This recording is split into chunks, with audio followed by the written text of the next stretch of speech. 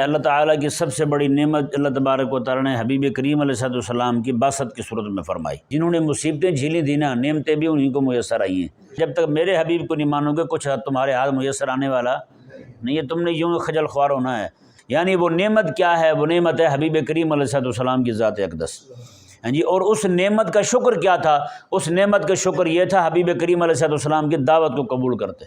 قوم جو ہے نا، وہ اسلامی تہذیب جو میرے آقا علیہ السلام نے عطا فرمائی ہے، اس کی جگہ فرنگی تہذیب میں خوشی محسوس کرتے ہیں۔ خواتین بھی فرنگی تہذیب میں خوشی محسوس کرتی ہیں، مرد بھی اور عورتیں بھی۔ اللہ تبارک و تعالیٰ کا قرآن آیا کہ قرآن کی حکومت چلے گی، انہوں نے کہا نہیں جی فرنگی کی حکومت چلے گی۔ پیر کا تو کام یہی تھا خدا رسول کی بارگاہ میں پہنچانا۔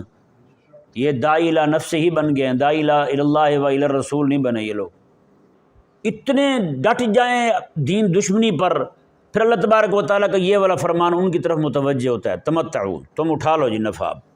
جی، اللہ تبارک و تعالیٰ فرماتا ہے کہ اب میں کہیں نہ کہیں سے سلطان محمد فاتح ثانی کو کھڑا کرنے لگا ہوں۔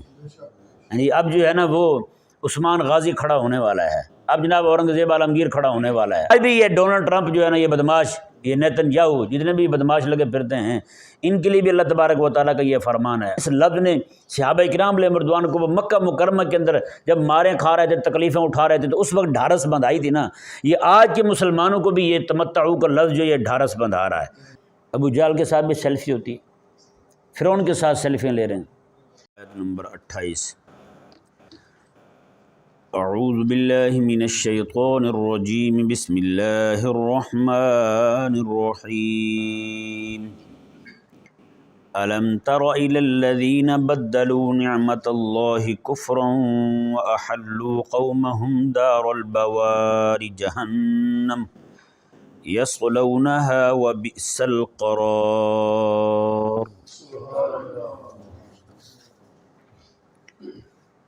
جیسا کہ اس سورہ مبارکہ کے شروع میں کریم آقا صلی اللہ علیہ وآلہ وسلم کا لوگوں کو دعوت حق دینا اور اندھیروں سے نکال کر کے جنت کی طرف لانا بیان کیا گیا۔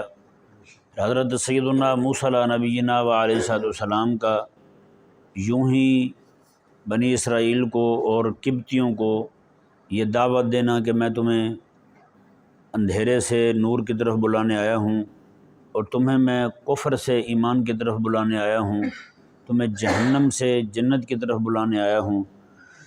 پھر ان کا باہمی مکالمہ جو قیامت والے دن ہوگا لیڈروں میں اور ان کے کارکنوں میں، وہ بیان ہوا۔ پھر اس کے بعد شیطان کا جن جن کو اس نے گمراہ کیا ان سے بھاگنا بیان ہوا۔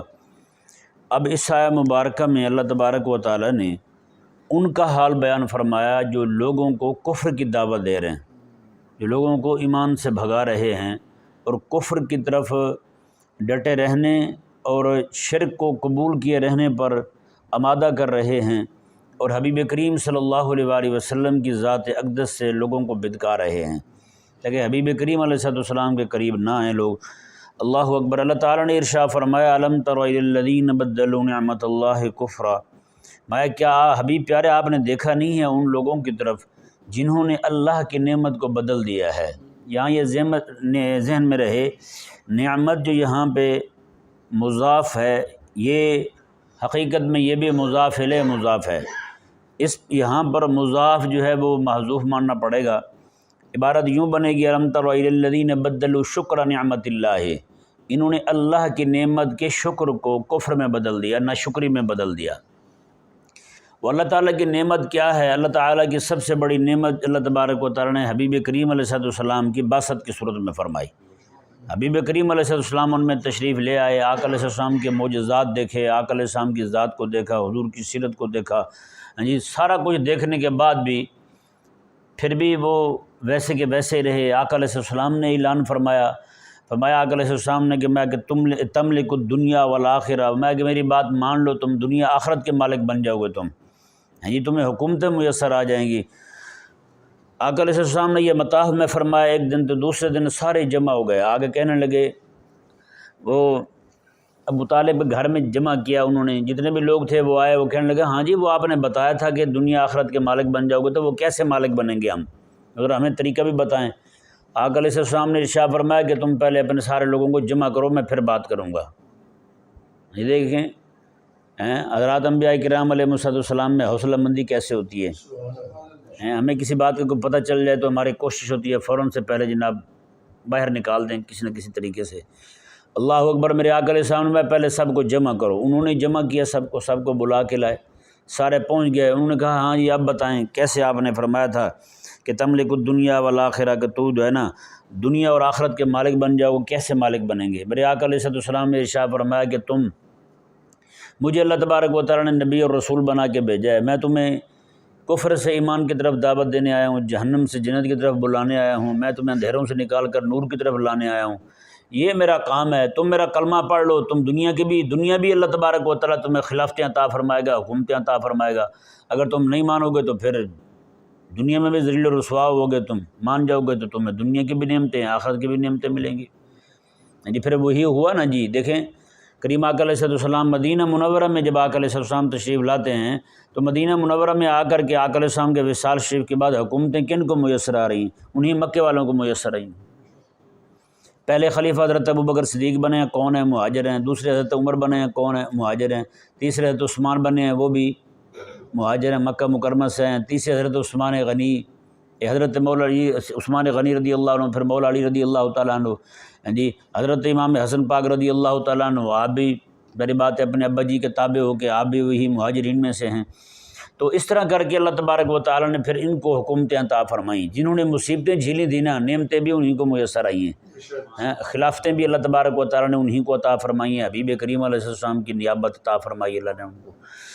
تو یہ جب آقا علیہ السلام نے فرمایا نا تو ایک دم سارے بد کے پھر جی اکھڑ کے بھاگ گئے، وہ سارے ان کے وڈیرے اور سردار جمع ہوئے بیٹھے تھے وہاں پہ، سارے ایک دم اٹھ کے نہ بھاگ گئے۔ انہوں نے کہا نہیں جی یہ کیا بات ہوئی بھائی، وہ چاہ رہے تھے کہ ہم کفر پہ رہیں اور ہمیں حکومت مل جائے، ہم کفر پہ رہیں تو ہمیں جو ہے نا وہ دنیا کی آخرت کی نعمتیں مل جائیں، میسر آ جائے ہر شے۔ اللہ تبارک و تعالیٰ نے فرمایا کہ نہ، حبیب کریم علیہ السلام میں جب تک میرے حبیب کو نہیں مانو گے کچھ تمہارے ہاتھ میسر آنے والا نہیں ہے، تم نے یوں خجل خوار ہونا ہے۔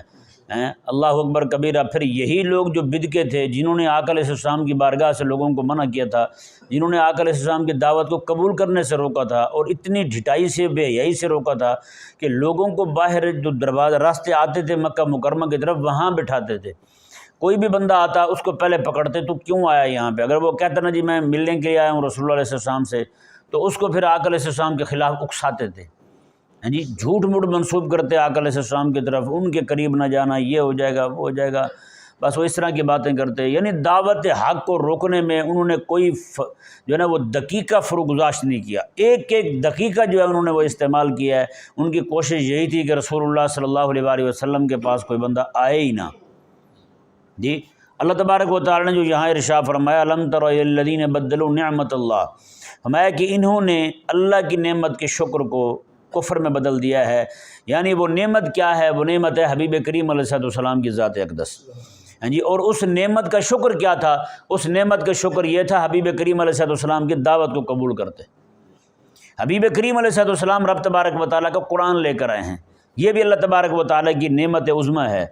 جی انہوں نے قرآن کریم کا بھی انکار کیا، قرآن کریم کا نہ صرف یہ کہ انکار کیا، اساطیر الاولین کہا، قرآن کو کذب کہا، نعوذ باللہ، قرآن کریم کو جناب پرانے قصے کہانیاں کہا، جی پرانے لوگوں کے قصے کہانیاں کہا قرآن کو، نعوذ باللہ من ذالک، کبھی شعر کہا، کبھی کہانا کہا، کبھی جادو کہا، کبھی کچھ کہا۔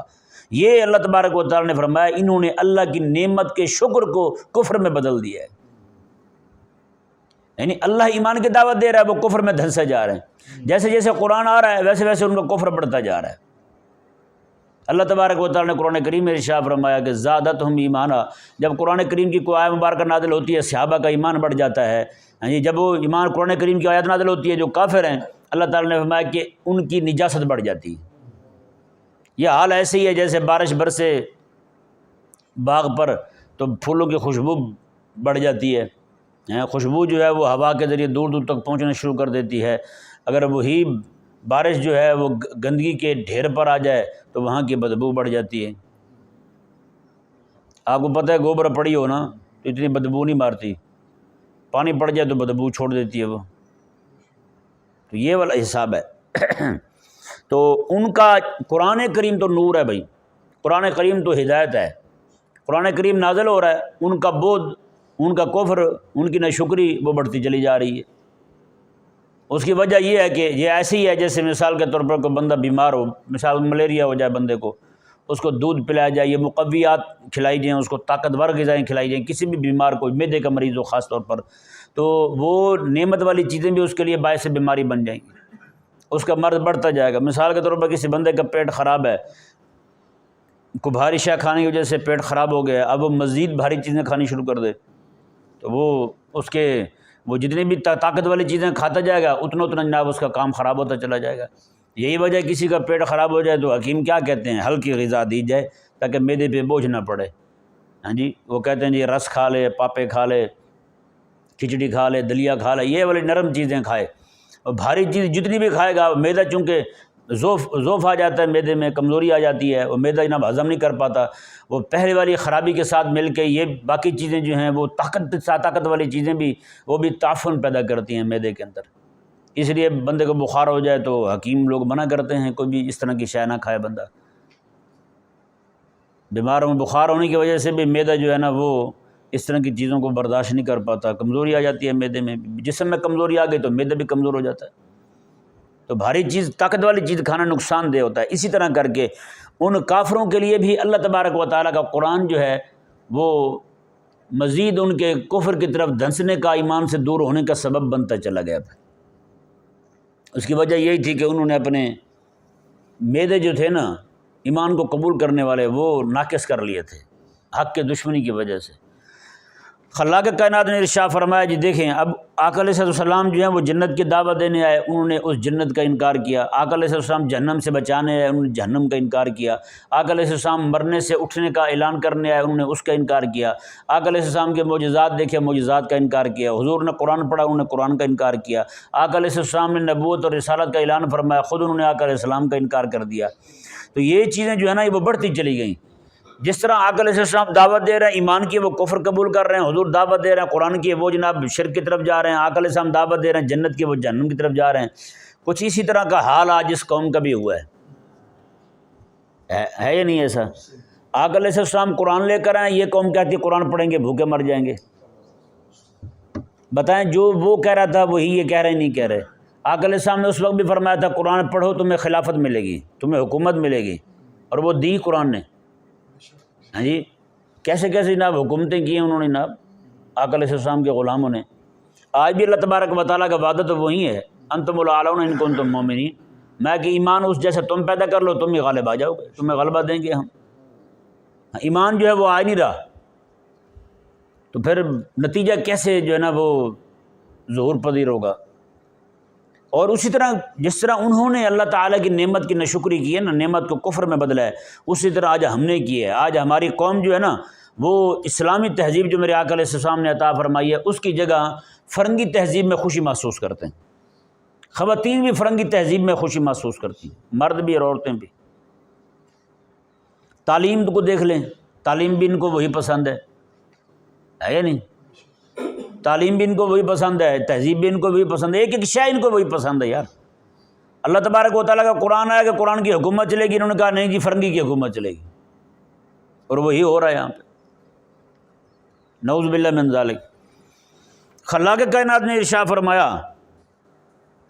وَأَحَلُّوا قَوْمَهُمْ دَارَ الْبَوَارِ، بوار کہتے ہیں ہلاکت کو، فرمایا کہ انہوں نے اللہ کی نعمت کو کفر میں بدل دیا ہے۔ وَأَحَلُّوا قَوْمَهُمْ دَارَ الْبَوَارِ، انہوں نے اپنی پوری قوم کو ہلاکت کے گھر میں ڈال دیا ہے، ایسے گھر میں پھینک دیا ہے جو گھر ان کا ہلاکت والا ہے، وہاں تباہی ہی تباہی ہے، وہاں بچنے کی کوئی صورت بالکل نہیں۔ اب آپ ذرا اندازہ لگائیں، انہوں نے اپنی قوم کو ڈال دیا، یعنی کہ وڈیرے جو تھے وہ کفر کی طرف مائل تھے، شرک کی طرف مائل تھے، حبیب کریم علیہ السلام کے انکار کی طرف مائل تھے، اللہ تعالیٰ کے قرآن کے انکار کی طرف مائل تھے، تو جو کچھ وہ کہتے تھے وہی ان کے نچلے والے لوگ کرتے تھے، اسی کو مانتے تھے وہ۔ اللہ تبارک و تعالیٰ نے ارشاد فرمایا جہنم یصلونہا، یہ دار البوار کا بیان ہے، جہنم یصلونہا وبئس القرار، میں اور یہ جہنم میں داخل ہوں گے، وبئس القرار، اور جہنم جو ہے یہ کتنا برا ٹھکانہ ہے۔ یہ ذہن میں رہے، یہ قرار جو ہے یہ مقر کے معنی میں ہے، مقر ٹھہرنے کی جگہ کو کہتے ہیں، جہاں بندہ قرار پکڑے۔ تو اللہ تعالیٰ نے ارشاد میں کتنا ہی برا ٹھکانہ ہے جہنم، جس میں یہ اپنے آپ کو بھی دھکیل رہے ہیں اور اپنے ماننے والوں چاہنے والوں کو بھی دھکیل رہے ہیں۔ اللہ اکبر۔ اللہ تعالیٰ نے ارشاد فرمایا اب انہوں نے کیا کیا، وَجَعَلُوا لِلَّهِ اندادا، انداد یہ ند کی جمع ہے۔ کس کی جمع ہے؟ ند کی جمع، اور ند کہتے ہیں مقابل کو، شریک کو۔ انہوں نے اللہ کے شریک بنا لیے ہیں، اللہ کے مقابلے میں لے آئے ہیں یہ، کس کو؟ لکڑیوں کو، پتھروں کو، ہاں جی، درختوں کو، اس طرح کی چیزوں کو اللہ کے مقابلے میں لے آئے ہیں۔ جیسے آج جو ہے وہ ٹریکٹر کو لے آئے ہیں، اندھے لنگڑے لنجے پیروں کو لے آئے ہیں۔ اللہ کے حکم کے مقابلے میں جب ان کی اطاعت ہو رہی ہے تو بتائیں پھر کیا کیا انہوں؟ اللہ فرماتا ہے، آج لوگوں کو کتنے سارے جاہل ہیں، ان کو کہا جائے بھی یہ رسول اللہ علیہ السلام کا فرمان ہے، کہتا نہیں جی پیر صاحب کو دیکھو پیر صاحب کیا فرما رہے ہیں۔ رسول اللہ کا کہ حکم، آقا علیہ السلام کے فرمان کا کہ تیرے پیر کی کیا اوقات ہے؟ نعوذ باللہ من ذالک، عجیب جاہل اور احمق لوگ ہیں، کہتے ہیں جی پیر صاحب کو دیکھو پیر صاحب کیا کہہ رہے ہیں۔ ایک بندہ اسی طرح وہ امام شریف کے بارے میں کہنے لگا جی آپ یہی امام شریف باندھتے ہیں، ہمارے پیر صاحب تو یہ باندھتے ہیں۔ میں نے کہا ہمارے جو سارے نبیوں کے پیر ہیں انہوں نے تو کوئی قدغن نہیں لگائی کون سے رنگ کا امامہ باندھ رہے ہیں، آپ کیوں اس طرح جو ہے نا وہ دباؤ ڈال رہے ہیں؟ کہتے ہیں جی آپ یہ نہ دیکھیں کہ حدیث میں کیا ہے، آپ یہ دیکھیں پیر صاحب کیا فرما رہے ہیں۔ میں نے کہا وہ تیرے پیر بھی اجڑ ہے جس نے اندھ بھکت پیدا کیے ہیں، جس نے اب اپنی اطاعت پہ، جس نے اپنے گھر کے باہر کھونٹا ٹھونک کے لوگوں کو وہیں پہ باندھ رکھا ہے، حالانکہ پیر کا تو کام یہی تھا خدا رسول کی بارگاہ میں پہنچانا۔ یہ داعی الی نفس ہی بن گئے ہیں، داعی الی اللہ و الی الرسول نہیں بنے یہ لوگ، نعوذ باللہ من ذالک۔ رب تبارک و تعالیٰ نے ارشاد فرمایا کہ جہنم یصلونہا، اور یہ جہنم میں داخل ہو گئے، وبئس القرار، اور یہ کتنا برا ٹھکانہ ہے، وجعلوا للہ اندادا لیضلوا عن سبیلہ، اور انہوں نے اللہ کے مقابلے میں شریک بنا لیے، اور شریک بنائے کیوں؟ لیضلوا عن سبیلہ، تاکہ لوگوں کو اللہ کی راہ سے روک سکیں، تاکہ لوگوں کو اللہ کی راہ سے روک سکیں۔ خود تو رکے ہوئے ہیں، اب وہ چاہتے ہیں کہ لوگوں کو بھی روکیں، لوگوں کو بھی دعوت دیں۔ ان کو خوشی ہوتی ہے، جتنے لوگ دین حق کے دشمن بنتے ہیں اس پہ خوش ہوتے ہیں، ان کی طبیعت میں جناب وہ ایک نشاط سا آ جاتا ہے، یا واہ کیا بات ہے یار، اکیلے ہم بھی دشمن نہیں بنے حق کے، یہ بھی دشمن ہے حق کے۔ اللہ اکبر کبیرہ۔ اللہ تعالیٰ نے ارشاد فرمایا قل حبیب آپ فرما دیں تمتعوا، تمتعوا یہ تمتع سے بنا ہے، تمتع نفع اٹھا لو، مزے کر لو۔ یہ مزے کر لو نفع اٹھا لو کا مطلب یہ نہیں ہوتا واقعی میں تم مزے کرو، یہ مزے کر لو نفع اٹھا لو کا مطلب یہ ہوتا ہے کہ تمہاری گنتی ہو گئی ہے، تمہارے دن گنے جا چکے ہیں، تمہارا وقت قریب ہے، تمہاری اب بساط جو ہے وہ لپیٹ دی جائے گی۔ جی اللہ تبارک و تعالیٰ نے ان الفاظ کے اندر بھی صحابہ کرام علیہ رضوان کو تمتعوا یہ فرما کہ انہیں جیسے بعض اوقات ہر مسکراہٹ خوشی والی نہیں ہوتی ہے، یا نہیں؟ ہر مسکراہٹ خوشی والی ہوتی ہے؟ جب کوئی بندہ غلط کام کر کے آئے تو آگے سے بندہ ہنستا ہے نا تھوڑا سا، ہاں وہ جلال والی ہوتی ہے، وہ مسکراہٹ یہ بتانا چاہتی ہے بھائی اب تیری خدمت ہونے والی ہے۔ تو اللہ تعالیٰ نے جو ان کو فرمایا نا قل تمتعوا مزے کرو تم، نفع اٹھا لو تم، اس کا مطلب یہ نہیں ہے کہ ان کو چھوٹ دی جا رہی ہے، نہیں، میں تمتع کر لو تم، نفع اٹھا لو تم، کیا مطلب ہے؟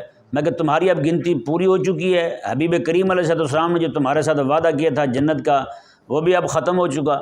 حبیب کریم علیہ السلام نے تمہارے لیے جتنی بھی نعمتوں کا اعلان فرمایا تھا، تم نے خود ان کا انکار کر کے، ان کی تکذیب کر کے، جھٹلا کے، تم نے خود جو ہے نا وہ اپنے آپ کو ان سے محروم کر دیا ہے۔